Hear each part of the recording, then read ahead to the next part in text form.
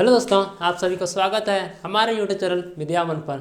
आज कुछ महत्वपूर्ण क्वेश्चन है जो गणित से रिलेटेड है और वह क्वेश्चन ऑब्जेक्टिव में है। इन ऑब्जेक्टिव क्वेश्चन को हम हल करके दिखाएंगे और आपको इतना सरल और बेस्ट तरीके से हल करके दिखाएंगे आपको कि समझ में आ जाएगा कि। तो हम लेके चलते हैं आपको व्हाइट बोर्ड की तरफ। तो यह कुछ महत्वपूर्ण क्वेश्चन है जो आप देख सकते हैं और आप हो सके आप स्क्रीनशॉट ले लीजिए और हल करके हमें कमेंट बॉक्स में कमेंट कीजिए। और पहले मेरा रहेगा पहला क्वेश्चन है एपी से।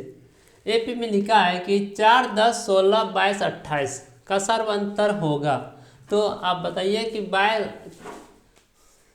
4, 10, 16, 22, 28 का सर्वांतर होगा। तो सर्वांतर कैसे निकालते हैं, ये पहले इसके बेसिक पे जाते हैं। तो यह एपी में है, पहले कह दे कि यह एपी में है।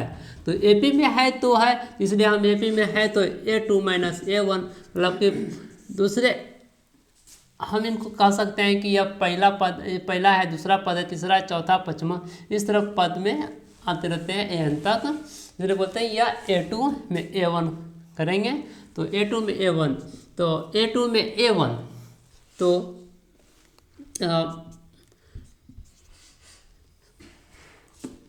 A2 मेरा 10 है।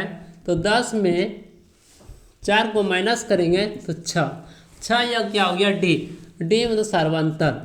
तो हमारा सर्वांतर क्या निकला 6। तो हम इनको इस तरह लिखा जाता है, या ए है या तो ए कर सकते हैं, या A1, A2, A3, A4। यह नामकरण किया गया है, यह नामकरण है A5 ... AN तक है, चलते जा रहा है, या अनंत तक है। तो हमको सर्वांतर ही निकालना है। तो आपको सर्वांतर निकालने के लिए या A3 A2 ले सकते हैं, या A2 A1 ले सकते हैं, या A4 A3 ले सकते हैं। किसी भी दो में घटाना है, उनको सर्वांतर निकालना। तो सर्वांतर 6 है। तो आप देखिए कौन सा ऑप्शन में 6 है। तो फर्स्ट में 4 है और सेकेंड में 6 है। आप 6 पे टिक लगाइए। हमारा दूसरा क्वेश्चन है चतुर्थांश में। चतुर्थांश है कि बिंदु 4 - 3 किस चतुर्थांश में है। आपको हम बता दें चतुर्थांश क्या होता है। ये जो डायग्राफ देख रहे हैं, तो यह एक्स अक्ष, ये वाई अक्ष, तो ये मूल बिंदु। तो देखिए ये प्लस वाला से है, ये प्लस, ये माइनस, सॉरी ये एक्स अक्ष, ये एक्स अक्ष, ये एक्स डैश, ये वाई डैश। तो ये प्लस से है, तो ये भी प्लस से है, ये माइनस,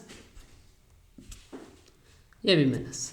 तो इधर जितना भी जाएगा ये प्लस रहेगा। 1, 2, 3 तो चतुर्थांश, ये फर्स्ट चतुर्थांश, ये सेकंड चतुर्थांश, ये थर्ड चतुर्थांश, ये फोर्थ चतुर्थांश।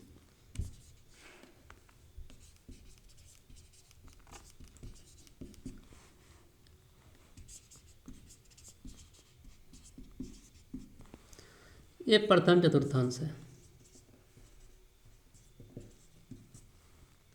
ये द्वितीय है, द्वितीय चतुर्थांश। तो आप देख लें कि यह प्लस, ये प्लस, पहले एक्स तब हुआ है। तो ये पहले ये एक्स तब हुआ है, पहले करने का मतलब कि भुज तब कोटि। तो पहले भुज लिए माइनस में है और कोटि प्लस में है। ये माइनस चिन्ह हो गया, ये प्लस माइनस चिन्ह हो गया। तो आप देखिए इसमें है किस में, तो कारक बिंदु किस में है 4 और 3। तो ये प्लस है, ये माइनस है, प्लस तब माइनस, ये प्लस तब माइनस। तो आप प्लस माइनस देख लीजिए कि प्लस माइनस, तो ये चतुर्थांश में है। तो आप इसको लिख सकते हैं कि ये चतुर्थांश में है, चतुर्थांश। आप ऑप्शन डी पे टिक लगाइए। तीसरा क्वेश्चन है किसी बिंदु की एक्स अक्ष से दूरी उस बिंदु का कहलाती है। तो किसी बिंदु से एक्स अक्ष की दूरी, ये बिंदु है एक्स अक्ष की दूरी, या बिंदु से एक्स अक्ष की दूरी चल गया या इधर गया या इधर गया, तो यह क्या कहलाएगा? इसको हम ऑप्शन में देखिए क्या है, भुज है, कोटि है, अक्ष है, आलेख है। तो आलेख और अक्ष तो नहीं है, अक्ष तो इसको भुज कोटि दोनों का अक्ष कहेंगे, कोटि और भुज। तो कोटि तो वाई वाला को लाइन को कहेंगे और एक्स अक्ष वाला को भुज कहेंगे। तो हमारे ऑप्शन नंबर ए पे टिक लगाएंगे। और मेरा रहेगा चौथा क्वेश्चन। तो हम कहना चाहेंगे चौथा क्वेश्चन जो है वह प्राकृत संख्या से और प्राकृत संख्या से माध्य निकालना है। तो प्राकृत संख्या या प्रथम तीन लगातार प्राकृतिक संख्या रहे, 3 रहे, 5 रहे, 6 रहे, 8 रहे, या प्रथम अभाज्य संख्या से माध्य निकाल रहे, तो आप सरल से अगर प्राकृतिक संख्या अगर जानते हैं तो सरल से आप माध्य निकाल सकते हैं। तो प्राकृतिक संख्या, तो प्राकृतिक संख्या क्या, गिनती को संख्या को प्राकृतिक संख्या की। तो प्राकृतिक लगा प्रथम 3, तो 3 प्राकृतिक संख्या लीजिए, गिनती संख्या को प्राकृतिक संख्या कहेंगे, 1 2 3, यह है प्राकृतिक गिनती संख्या। तो इन तीनों को जोड़िए और माध्य निकालिए। तो तीनों को जोड़ के तो माध्य औसत तो क्या वो है 1 2 3, तो हो गया 3 3 6, 6/3, तो माध्य हो गया 2। माध्य क्या निकला 2। तो ऑप्शन नंबर बी पे टिक लगाएंगे। तो हम यह कहना चाहते हैं कि हमारे ऑब्जेक्टिव इसलिए लेके आए हैं ताकि परीक्षा में अब ऑब्जेक्टिव 60% पूछे जाते हैं। इसलिए हमारे अगर वीडियो के साथ लगातार बने रहना चाहते हैं तो सब्सक्राइब कर दीजिएगा और बेल आइकन में जाके ऑल नोटिफिकेशन पे क्लिक कर दीजिएगा। हमारे वीडियो आपके साथ लगातार बना रहेगा। तो हम लेके चलते हैं आगे क्वेश्चन की ओर।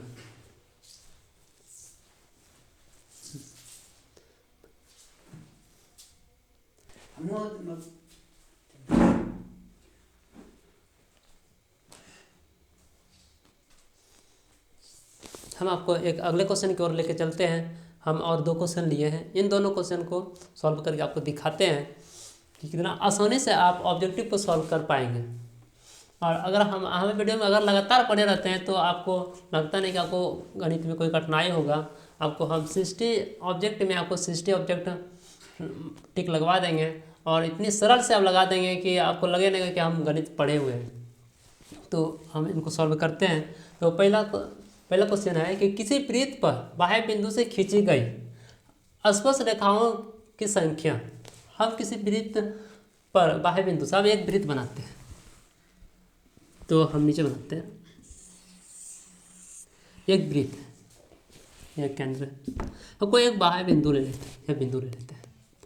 तो ये वृत्त है, एक बाह्य बिंदु ले लेते हैं। इस बिंदु से खींचेगा स्पर्श रेखा, तो इस बिंदु से खींचेगा स्पर्श रेखा। हम देखिए इधर से अगर लेकर आते हैं तो एक स्पर्श, और इधर से लेकर आते हैं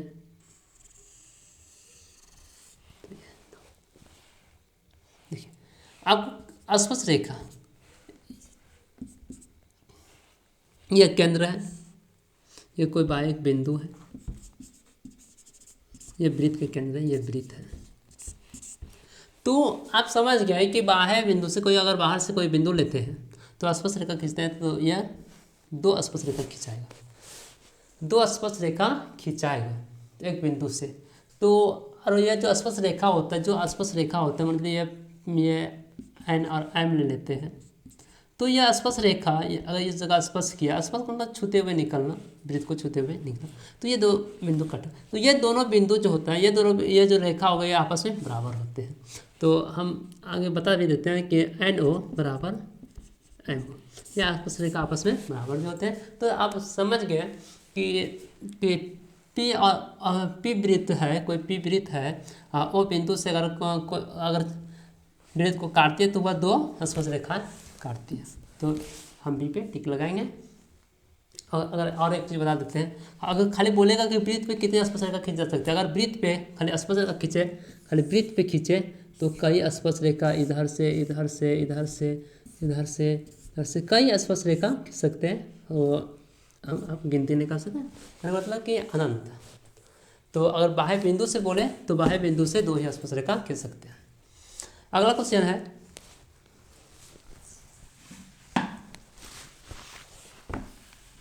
अगला क्वेश्चन है कि एक घन का आयतन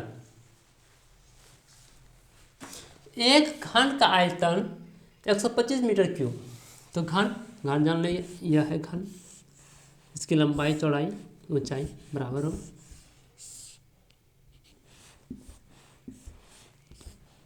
यह है घन। इसका आयतन, पूरा आयतन, यह है आयतन 125 मीटर क्यूब। तो घन का आयतन सूत्र क्या हो गया? अब पहले घन का आयतन सूत्र देखिए, ए क्यूब लंबाई गुना चौड़ाई गुना ऊंचाई। आयतन तो यही होता है, लंबाई गुना चौड़ाई गुना ऊंचाई।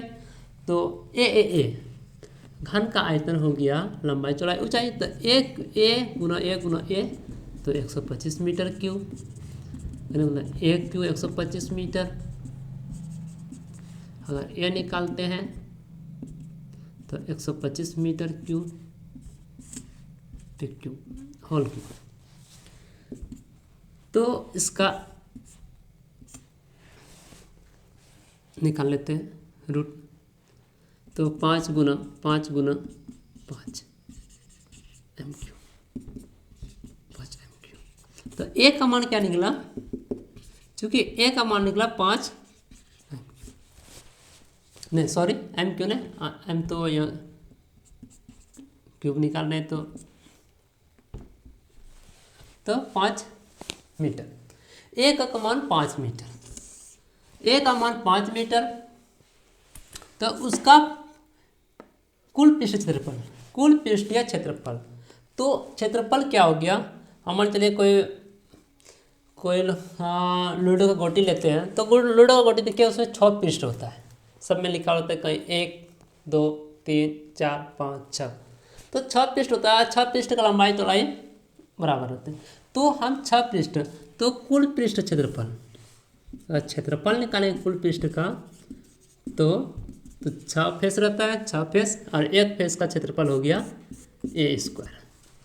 तो ए स्क्वायर तो 6 गुना 5 मीटर का स्क्वायर, 6 पंचे 30 मीटर स्क्वायर। तो आप देखिए 30 मीटर स्क्वायर का है, तो 30 मीटर स्क्वायर ए नंबर पे हम इसलिए आपको लगा होगा कि 2 मिनट 3 मिनट लगा देते हैं एक सवाल बनाने में। तो देखिए सॉल्व आपको बनाने के लिए इसे लंबी विधि लेकर जाते हैं ताकि आपको बढ़िया से समझ में आ जाएगा। इस तरह का अगर कोई क्वेश्चन पूछे, हो सकता है परीक्षा में इसी पैटर्न से कोई और क्वेश्चन पूछ दे, तो आपको सरल से आप निकाल सकते हैं। जहाँ यहाँ 64 एम क्यू कर दे और बोलेगा हल निकालिए, तो आपको इस तरह से आप लंबी विधि से हल निकाल सकते हैं। या तो अगर एक बार दिमाग में बैठ जाए तो आप तुरंत निकाल सकते हैं। तो आप इसका क्यूब निकालें, क्यूब का यहाँ 6 स्क्वायर से गुना कर दीजिए तो आप हल निकाल सकते हैं। हमारे वीडियोस लगातार बने रहने के लिए धन्यवाद। तो आपको हमारा वीडियो अच्छा लगा तो सब्सक्राइब कर दीजिएगा। हम आगे क्वेश्चन बोलते हैं। धन्यवाद।